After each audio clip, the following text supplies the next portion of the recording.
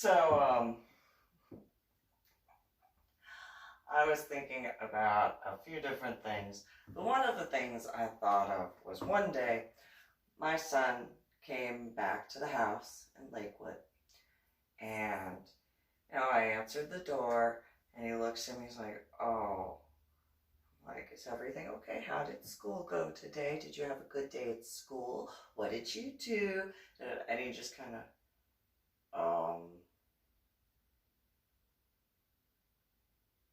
I have homework to do. And I was like, "Was that sleeping? What happened?" He's like, "I'll talk to you about it after my homework." I'm like, "Okay, I gotta run to the store real quick. When I get back, we'll talk about your day. I love you. I love you too." Runs upstairs. All right. Go to store, grab whatever I needed to grab. Come back to the store. My now ex-boyfriend goes, "You gotta talk with James." I know I do. What? He's like, I'm not telling you." I was like, "All right, you okay?" "Yeah, he's okay." So I go upstairs. I'm like, "Hey, what's going on, James?" And he's, "I love you." "I love you too." "What'd you do?"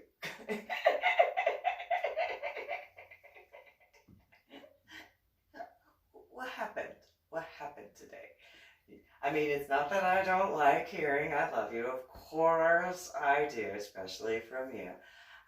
Because, you're my son, and I'm my son, and all that stuff. What happened? He goes, "So, and I'm like, "Oh, okay, let's go. Do I need a cigarette?" Like, do I need to smoke right now? Like, is that what that is? He goes, "Well, I'm not saying you need a cigarette, but if that will be easier." Oh, ho, ho. Huh. What happened? "I don't want a cigarette." He's just,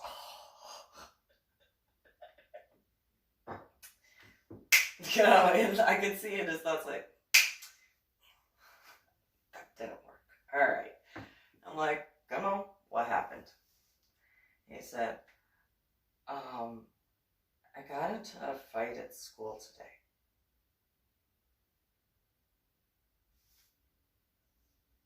Now, as a, by all accounts, single mom, despite having been in a relationship, I'm the one doing everything I can possible, not discrediting other help in other ways, but,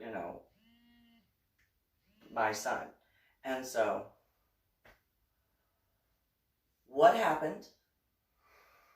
So I had to be, for those who understand, being a single parent, there are times, whether you are a male or a female, you have to be more motherly.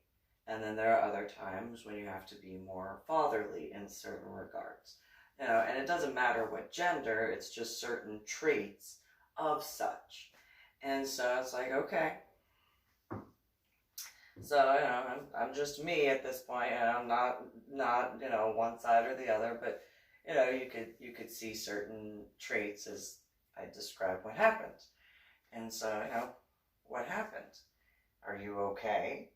And he looks at me and goes, "Yeah." I go, "Well, what happened?" He goes, "Well, my hand kind of hurts." "Okay, what happened? Tell me what happened." And he was just, "Well, Ethan was being mean to a bunch of my friends and I." "Okay, what happened? What was going on?" And he goes, "Well, we were walking back to the house, and Ethan started throwing rocks and sticks at my friends and I, are you and your friends okay? Did you get hit? Or what happened? And he goes, well, all of us kept telling Ethan to stop throwing the rocks at us. It's like, yeah, okay, that's understandable. Understandable. What happened? Are you okay? Did you get hit? He's like, no, able to dodge the majority of them. Okay, what happened? And he's like, well, Ethan wouldn't stop. Okay. Then what? And he said, well, then he grabbed a stick. Oh. Okay. And then what happened? He started throwing sticks at us, and he, was running up to us and hitting us and stuff. And I said, and then what happened? And James said, told him to stop, and he wouldn't stop, so I punched him in the face. Did he stop? Yep. He stopped, he started crying, and he left us alone. My friend, what did you guys do? We walked away. We continued walking up the hill. You didn't kick him while he was down? Nope. Okay. Your friend's okay? Yeah. You're okay. Other than your hand, right? Yeah. Alright. Was this on school grounds? Or was it, this was off school grounds, right? It's off school grounds. Okay. Anything else?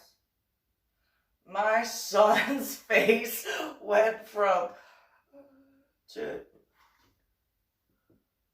what is this? What just happened? What? And I look at my son and I'm like, your friends and you are okay, right? Yes. Ethan stopped throwing sticks and stones at you. Yes. And it was off school grounds. Yes. Okay. Well, at least you don't have to worry about, the school aspect of it happening on school grounds if it was being after school hours. By technicalities, there's really nothing you have to worry about as far as your grades are concerned and suspension stuff and so on and so forth. And you and your friends are obviously safe. Yeah. All right then. I'm proud of you for standing up for yourself. I'm proud of you for standing up for your friends. I'm sorry that had to come to that when it came to Ethan, but I am glad that you are safe. I'm glad that, and I'm proud of you for, defending. Then, my son says, well, I think I need to go to the doctor. Why? Why do you think you need to go to the doctor? He said, because my hand hurts. Was it the hand that you punched Ethan in the face with? Yes. Are you accustomed to punching people in the face? No.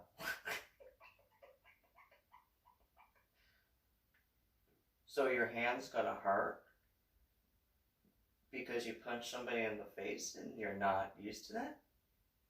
It hurts. Let me see your hand. So I take a look at his hand.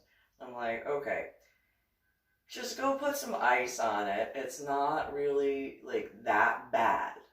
It's not it's a little poofy, but it's realistically not that bad. I'm sure it hurts, and I, how did you, show me with your other hand how you hit him. And so he clenched his fist and he showed me. I'm like, okay, and where'd you hit him?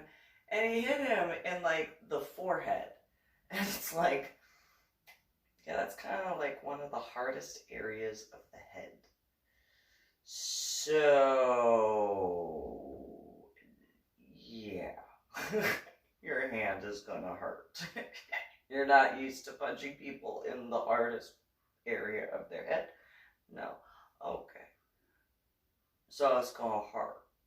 Well, does it have to hurt that bad? You didn't break it. I took a look at his hand. I'm like, you didn't break any bones. If anything, it's gonna be a little poofy. It's gonna be a little swollen. And that's it. If you put ice on it, you keep it elevated, when you're doing stuff, just put it like this, and, do this, give them other suggestions of like, you should be fine. Don't make a big deal out of this as far as your hand is concerned, because if you had done anything that was actually damaging, you would have bone protrusions, if not through the skin. By this point in time, it's been 3.5, 4 hours, right? Yeah. You'd be bruised, it would be much more swollen, this sort of stuff, on and on and on and on. Okay, Mom, I'm telling you, that's all you need to do. You'll be fine. Okay, so you're not mad at me? No. You defended yourself, you defended your friends. He obviously was, if you're telling me the truth, right? Yes, I know better. Okay, well then, good. Make you something, and I'll make a different dinner tonight. No big deal. All right? My son is in complete disbelief. They just, did my mom not ground me? And so as I'm cooking dinner, I'm like, now don't think that you can go and start fights. But, if you wind up, or hold on, because, there's a stove right here. And don't think that you can go and start fights. But if somebody starts a fight with you, and you can defend yourself and those who you're with, you end it. You handle that. Just don't go overboard. Don't kick them when they're down. Don't hit them when they're, as long as they're not fighting bad, don't worry, you're good. The next day. I see him go off to school. I love you. Have a good day at school. Be safe. So on and so forth. He comes back to the house after school's over. Mom, we have to go to the emergency room. We have to what? Why do we have to go to the emergency room? Because my teacher saw my hand. Let me see your hand. And it was barely 1.5 the size of his hand. Barely. So his hand size, and then barely, the size of his hand plus half of the size of his hand. Why did your teacher say that she thought that you have to go to the emergency room? Because she said this, that, and the other, and she sent me to the principal's office. Oh.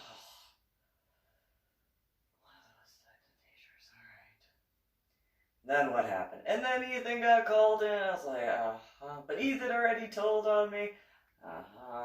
And so the teacher made this big deal and blah, blah, blah, blah, blah, blah, blah. And if I don't have a doctor's note from the emergency room, my teacher is going to go. One of those. Okay. Your hand is fine. Did the nurse at the school said it was perfectly fine? She said exactly what you said and asked if I did that last night. It's like, okay. So the nurse had a good hand on it. Okay.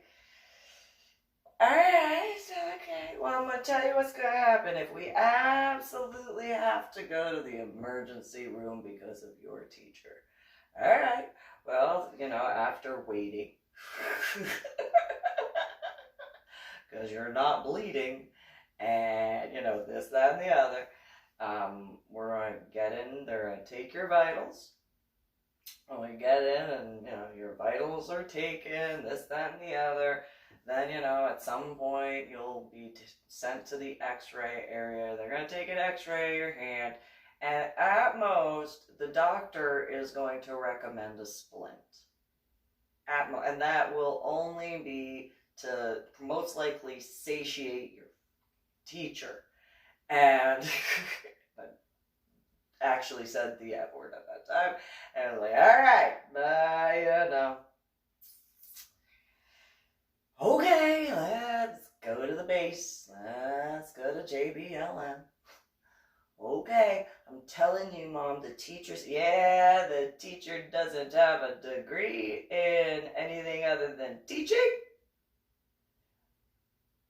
Yeah, okay. Not a nursing degree? No. Not a doctor's degree? No. But a teaching degree in whatever subject it was? Yes. Alright. Let's go. Which class? English. Oh, okay. So, alright, let's go. Let's go. Uh-huh. Fine. I mean that in the other way.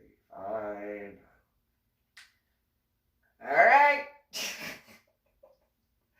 So get to JBLM. Check him in. Wait a while. Not too long, but, you know, it was also a weekday, and, you know, wasn't too late at night. So, yeah, okay. Get back, they take his vitals. Are you Mom? Yes, I'm Mom.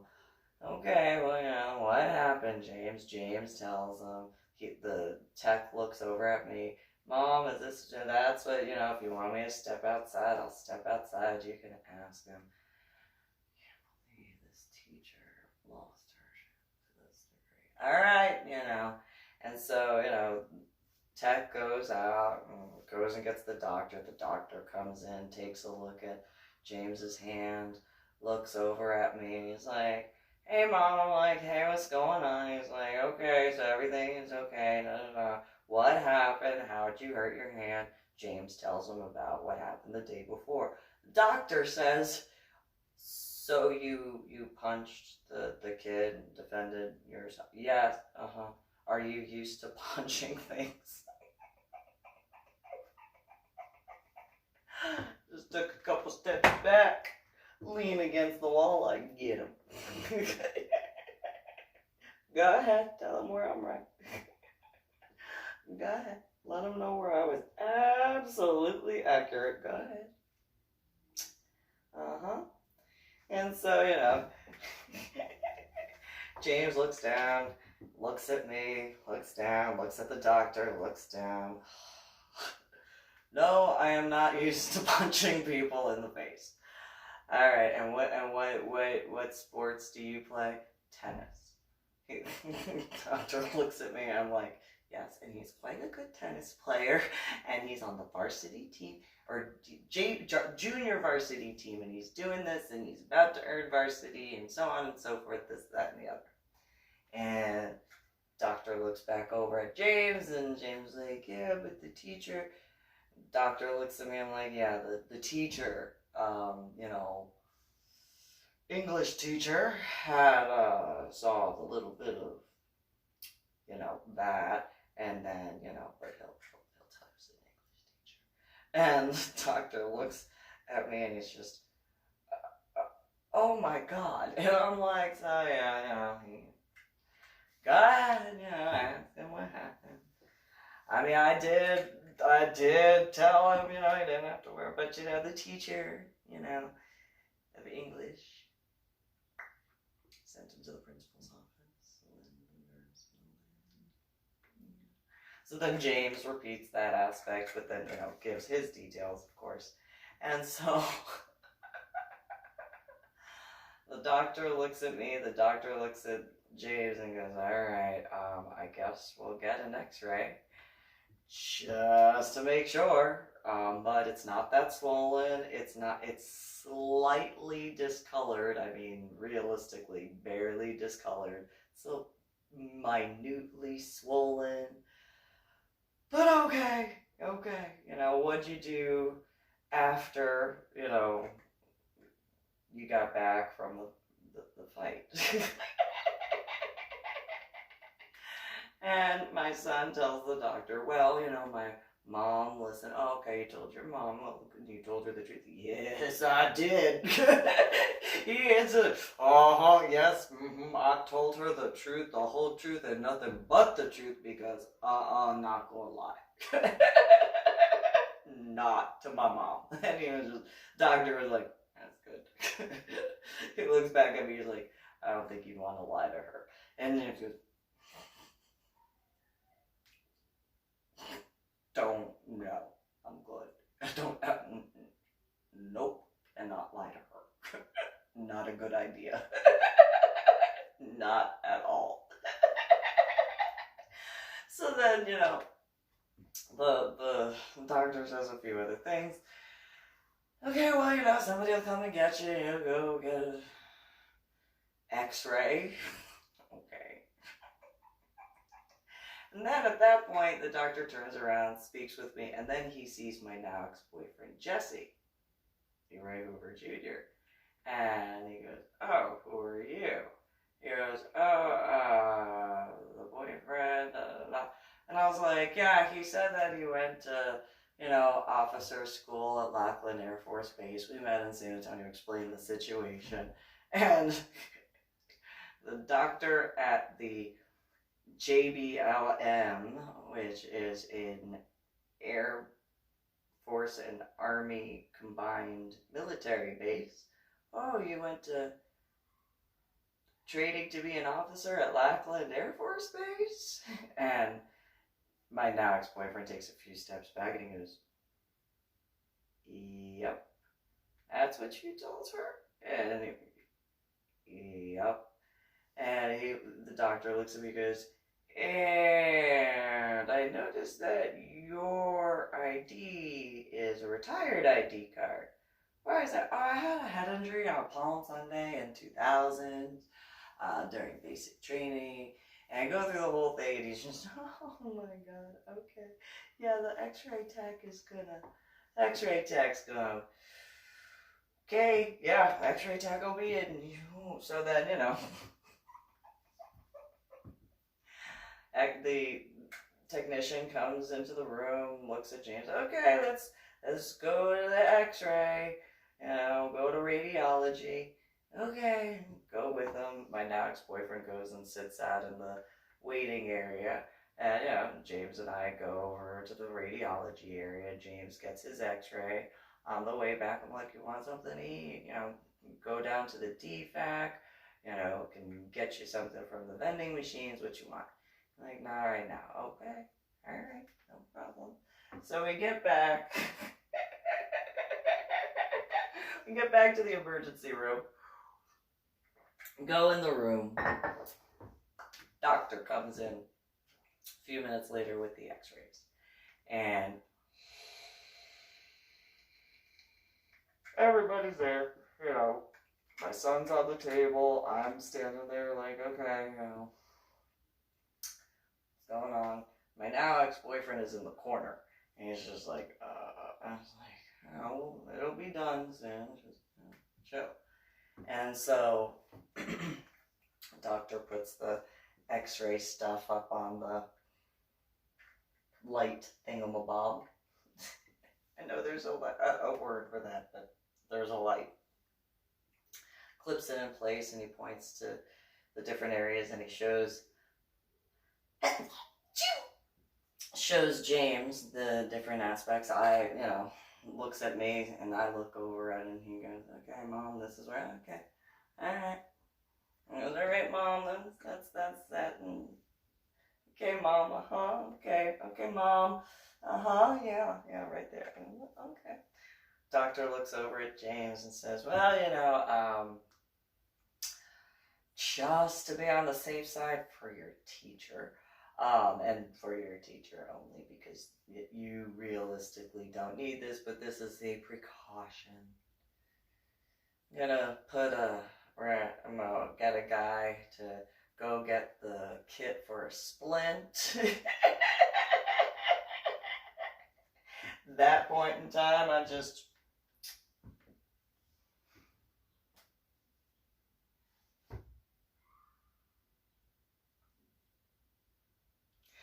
And my son then goes, and the doctor is just like, oh yeah. And then, put your hand in a splint, the tech will wrap it up for you. It was a good thing that you put ice on it and elevated it. Who told you to do that? My mom. Oh.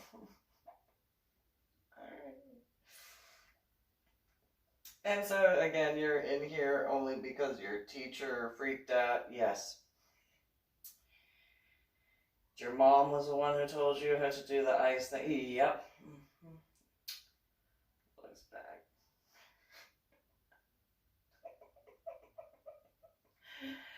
says to James, so, what'd your mom say when you told her about the fight and you told her your hand hurt? And my son said, James, he goes, well, she listened. She asked if me and my friends were okay. And that was me. And, you know,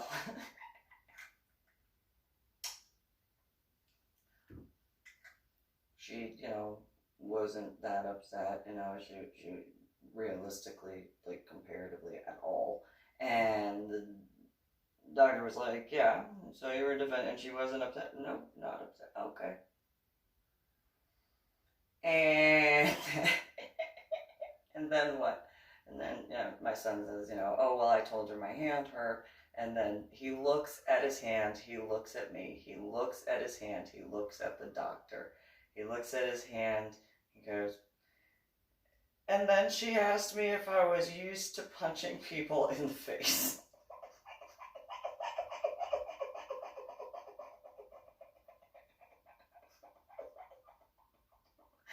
The doctor looks at me. The doctor looks at my son. The doctor looks at my son's hand. The doctor looks back at me. The doctor looks at my son. And then the doctor says to my son, and then she said what? And my son said, well, after saying that she knew I'm not accustomed to hitting people in the face, she asked me to show her how I punched him. And the doctor was like, oh, okay, what'd you show her? And he showed him how he clenched his fists and stuff like that, the other hand. And then the doctor asked, and where in the face did you hit the kid? And James said, you know, in the forehead. And he goes, oh, so the hardest part of the face. And James looks at his hand, looks at me. I smile. I love you. Doctor looks at my son and then looks at me as this is going on. Looks back at my son. He goes, okay, so that's the hardest part of the face.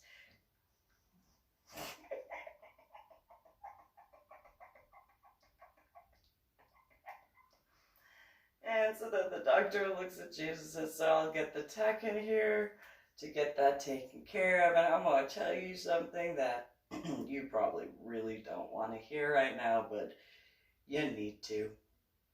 And James just looks at him like, what you got? Doctor says, so you might want to start listening to your mom. Because I have a feeling she was 100% right on this one. He was trying to keep a straight face, and at that point when he's like, yeah, you should listen to your mom.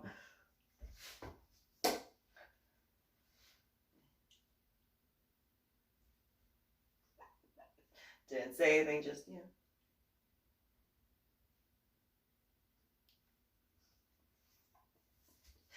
My son just looks down at his hand and he's just like, okay.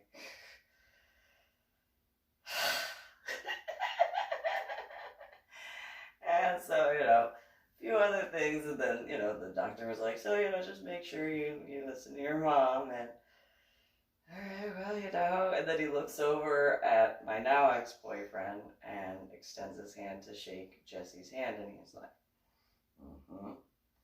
and Jesse just kind of, and then he looks over, the doctor looks over at me, and he's like, so, you just keep being you, mama? And I'm like, oh, okay, anything else? Nope, you have a good day, doctor. And he's like, oh. Yup. Yup. Yup. Looks at my son, looks back at me. You have a good one, man. You too, sir. You have a good day. And he just, oh, okay. It's just, stay safe. Have a good one. Then the tech came in and had to split. Can't put my son's hand in a splint, got the paperwork, and we left. And on the car ride home, I'm like, you want anything to eat? No. Okay.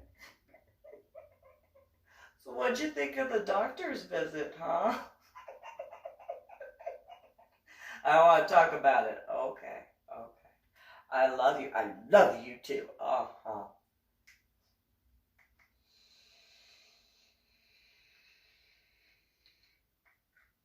Alright, well, when we got back to the house, I'll warm up some leftovers. Because, I cooked last night. Yeah. I'll cook the food up for you and eat your dinner. I love you. Love you too. Mm-hmm. Don't say anything.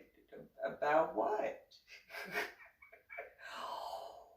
What would I have to say? I mean, are you talking about, what happened yesterday? Or are you talking about what happened today? I want to talk about the doctor's appointment. Okay. I love you.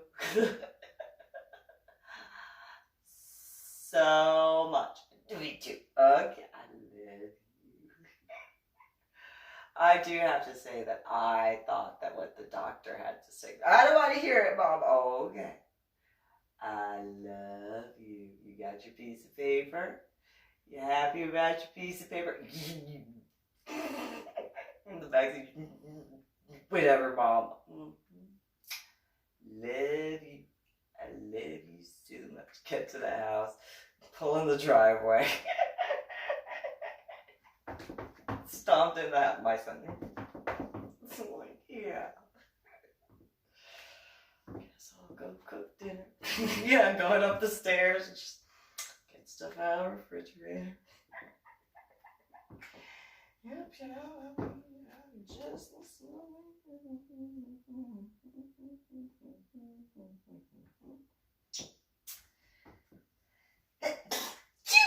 And so, made dinner and, James, dinner's ready. Gets in the kitchen. I'm like, dinner's okay. Oh, okay, just okay. We eat my dinner and we'll go do my homework. Good. I love you. Uh-huh. And so, it was all right then. Well, after, the next day, I was like, so, did everything go okay at school? And he was like, yeah. And I was like, what happened between you and Ethan? Have you spoken yet? He's like, nope. Nope, we have not spoken at all. Okay. Well, hopefully you guys will get over that and if it's possible. If not, lesson learned, that, this, that, and the other. Okay. Well, then, whatchamacallit, what was it? He said that one day he came back to the house and he said, Mom, I'm not going to be speaking with Ethan again. Okay, why is that? He said, because Ethan had done something that I don't agree with. Well, what did he do? Is it an opinion or is it that he did something that you don't agree with? No, I just don't agree. What happened? He said Ethan was purposefully touching some of the females, this, that, and the other. And I'm like, oh, okay. Good on you for that choice. If a female or male, doesn't matter who, no means no. If he didn't have the right to touch any of them, which shouldn't be to begin with, but teenage years, I understand certain aspects, but keep your hands to yourself. And so I'm proud of you for making the decision to not associate yourself with that. And James kind of looked at me, he's like, really? I'm like, yes. People are to be respected, male or female. Doesn't matter. But I am proud of you for standing up for that, choice. I'm glad. I'm very glad. And he just kind of, thanks, Mom. Like, yeah. Because,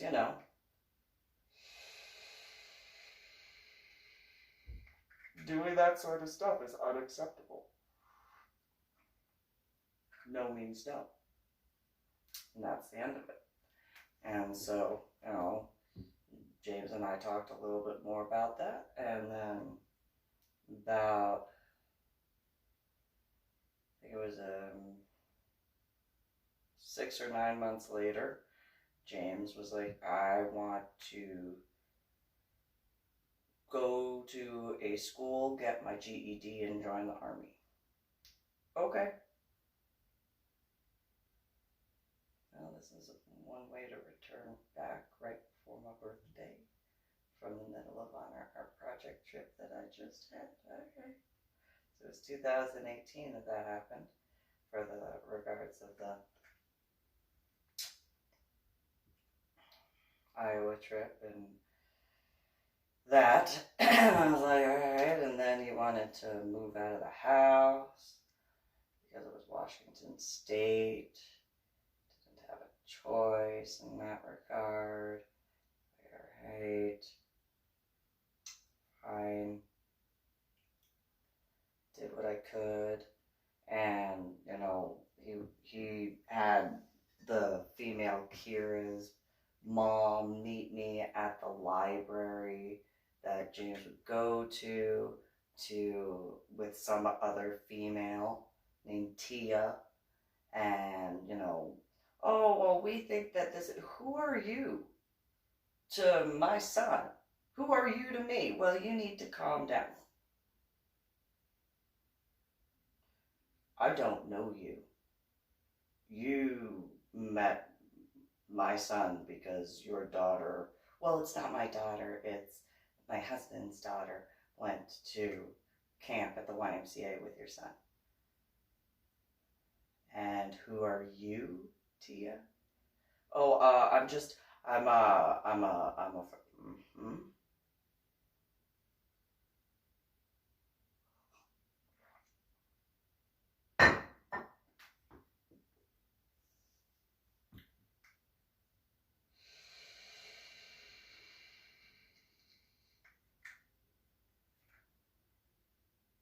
all right. James, are you sure this is what? Yes. Can you tell me why? Because I want to go to the Army. I want to do it. All right. I prefer you tell me what. All right. Love you. I can't be hypocritical because I was 17 when I joined, and so I will sign the paperwork for you to join the Army and stuff like that.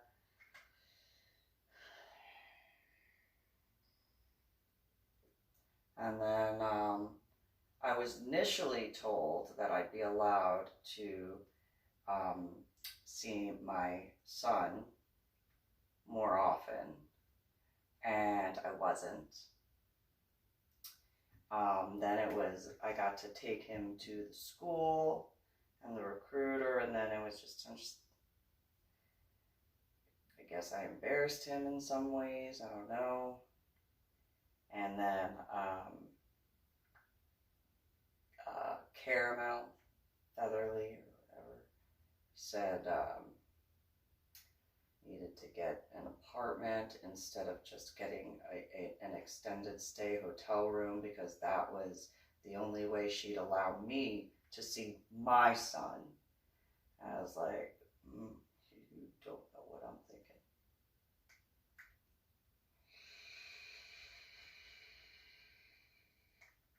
But know that if you are not telling me the truth, you will reap those repercussions. Yes, you will. So I got a hotel room at first, and that's where I thought I saw my ex-sister-in-law, Mary Evangelina Nichols Osteen's daughter, Sandra Marie. then, when that became where I had to, because I got a hotel room because my now ex-boyfriend broke up with me shortly after James had moved out, and he had used one of James's towels. And why are you using his towels? There are plenty of other towels. And my now ex-boyfriend said, well, it's no big deal. It's just a towel. No, it's my son's. It's not yours. Like, there are plenty of other towels. And then my now ex-boyfriend pushed me and shoved me into the washing machine and wall, and then yelled at me and told me to get out. Got out. Told my son about that when I got to see him. And then that's when I got a hotel and was looking at the extended stay aspect. And instead, Caramel had said I needed to get a apartment instead. And that obviously didn't work out. That was at the Lodge at Madrona Apartments. And it was nothing against the staff. It was completely 100% against N as in November 208, as well as the aspects from Caramel and Tia. And so,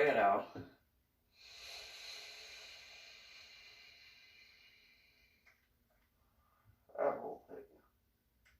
And then stuff in the apartment started going wrong before the issues with N as in November 208.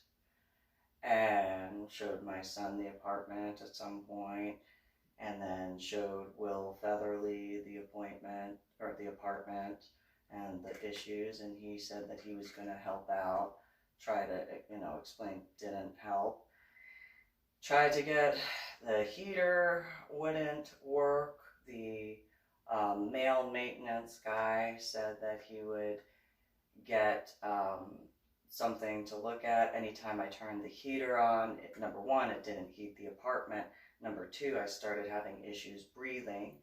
I had to call 911 a couple times. Sat outside and I grabbed a chair, sat outside because I couldn't breathe with the heater on because it was an electric heater in comparison to the type that's in this apartment. And then just was able to take my son to the appointments every now and then. Then he complained about my smoking. It's like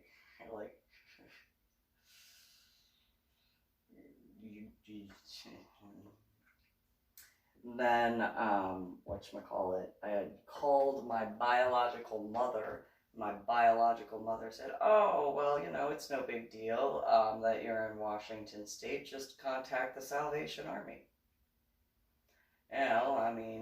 What do you expect me to do as your mother? Oh, okay. I forgot. My bad, I forgot about how you are. All right. And so I had told my son one day when I picked him up for school, I said, I spoke with Grandma Hom, and the looks I got, you spoke with who, Mom? Grandma Hom? At that point, I had dialed the number, and her voice came on the phone. She was like, oh, hi, that fakeness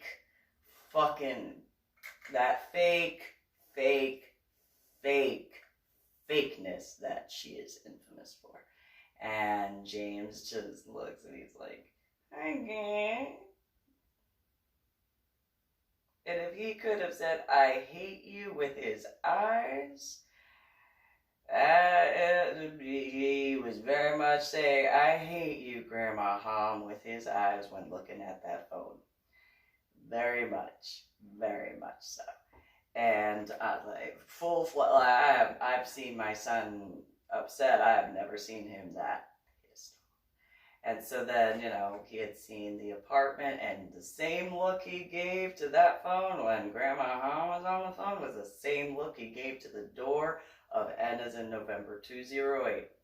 Same exact look. I was like, okay. This is different. What is going on? This is too much right now.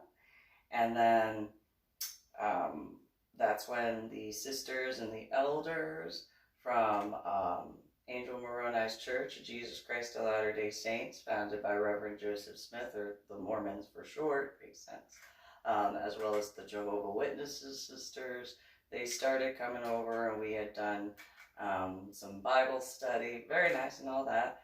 Spoke with Temple Beth Hot Philo because of the car issues, started going as best as I could to Temple Beth Hot Philo, but also started going to Temple Bethel in Tacoma, which was right around the corner, literally, from Angel Moroni's Church of Jesus Christ of Latter-day Saints on Pearl Street, founded by Reverend Joseph Smith.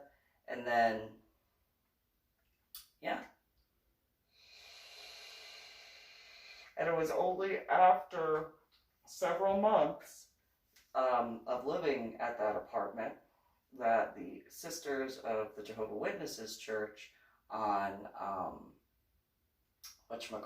Holly Street, and the elders from Angel Moroni's Church, Jesus Christ of Latter-day Saints, founded by Reverend Joseph Smith, had said individually multiple times that the people in N as in November 208 were loud. And I was like, oh, I just thought it was the building settling. Because I was on the first floor. And they're like, no, it sounds like they're slamming their cabinets and stomping. Oh, I just thought that was, because I mean, it's a long building. So, that sort of stuff. Older and stuff like that. No, it sounds like it's them.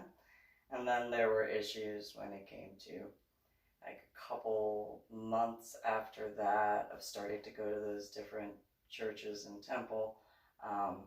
Then was the aspect of N as in November 208 being so loud, I left a note on their door because they wouldn't answer the door. I wrote in pink ink, so that way, and the letter that I saw that the Lodge of Madrona had was in black ink, which was not what I had taped. And it wasn't even, there was no tape on the note that was given to the Lodge of Madrona office. It was just the letter, and I was like, I taped it to the door. Like, I used packing tape on that. And I put tape over the pink ink. So, like, no, that's not the letter. I'm telling you, I can't lie, and I understand, you're in an apartment complex, you deal with all sorts of stuff, but I can't tell a lie. And I used, like, packing tape, and I wrote in pink ink. That's not a letter that I taped to the door at all. And so, is what it is. And then there was out in the parking lot where the boy from N as in November 208 did the little blinking thing after coming out of the bushes, and it's like, I do not have patience for you at all. And he completely denied any association with the female in that N as in November 208. And then there was also the issue when I was going down the stairs, and the boy from N as in November 208 was like, can you not carry your bags up and down the stairs? It's scary. The dog, as I would hear them doing the stuff, and the dog in the apartment from across the breezeway would start barking and whining and crying. And then, then just continued getting worse and worse with N as in November 208, and I think they are the couple that I saw at the Montana Vortex in 2018, attempting to do a selfie while I was doing my yoga in the Montana Vortex after the tour guide had gotten that group out of the building so that way I could, because it was known when I would show up that there's not that many tour guides that are at the Montana Vortex, and so they were like, yeah, no problem.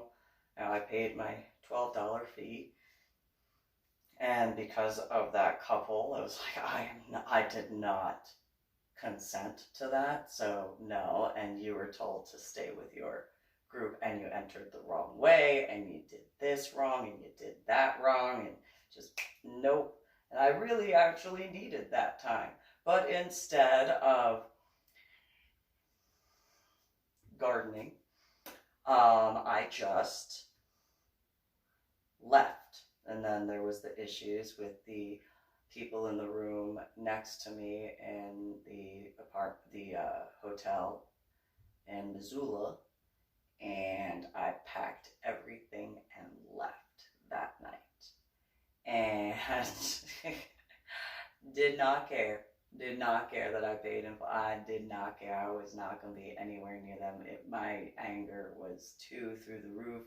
I tried to stay calm. I could not. And that was after being at the Great Falls in Montana hotel, the Econo Lodge, and who looked like Philip Armstead sitting on the fountain with a guitar after I had ironically murmured to myself in the car, to the Florida Georgia Line song, I think it is, the What If I Wrote You a Love Song and sang it to you every day.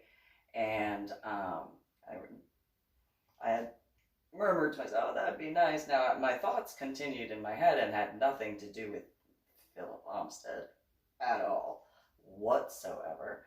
And, somebody that I'd actually want to see as an example of one of the thoughts, somebody that I'd actually want to speak with, all sorts of stuff in a good way, not in the way that I garden.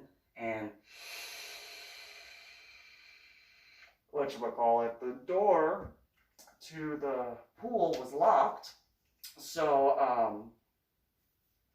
whatchamacallit was like, well, that's a good thing. And, now, looking back as far as my Medal of Honor art project and that sort of stuff, if that was Philip Armstead, it's a really good thing that that door did not open.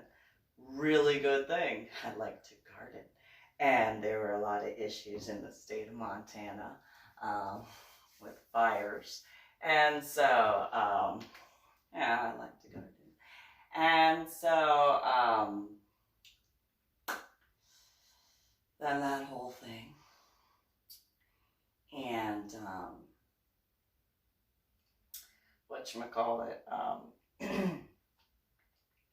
so then, I got the point where I went to CID, and CID at JBLM was like, yeah, contact the Pentagon. And the Tacoma police were like, yeah, contact the FBI. Okay. And then from there, I contacted a whole bunch more. Went to Senator Murray's office, Senator Patty Murray, and went to Senator Cantwell's office, or Senator Maria Cantwell's office, and then went to Congressman Smith's office, Congressman Adam Smith, and then Congressman Derek Kilmer's office, and filled out paperwork, dropped off paperwork. They made copies of a whole bunch of stuff, and then not forgetting contacting the FBI and the CIA and the Pentagon, all 5 branches, and the White House and the Justice Department, all that because of my Medal of Honor art project. And so,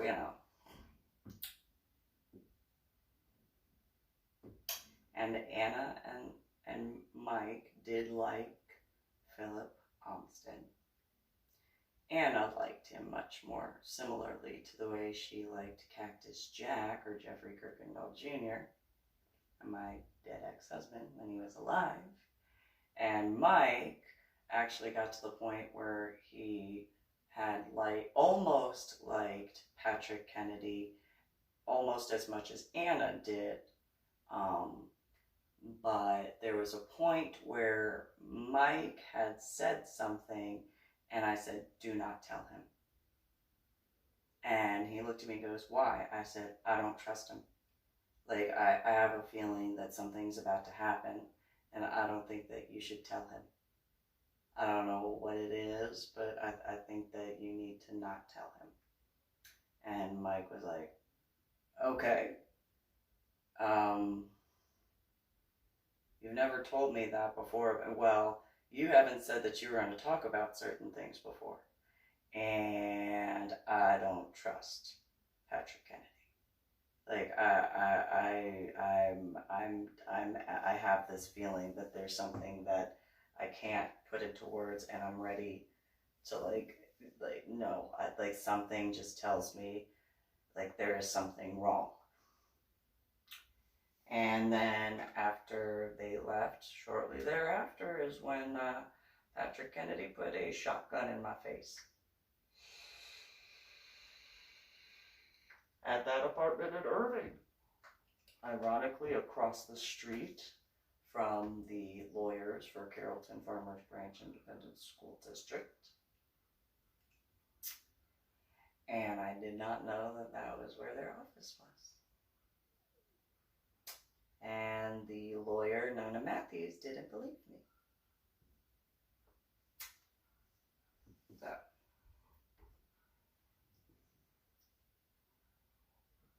But I also didn't know the name of the law firm.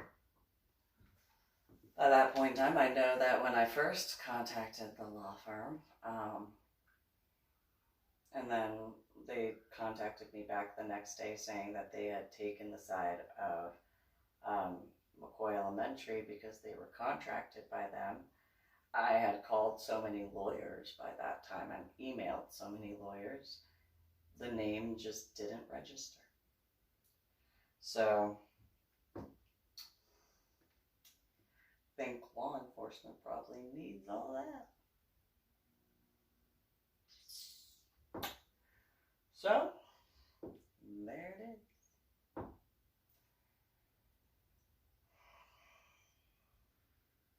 Have a good one.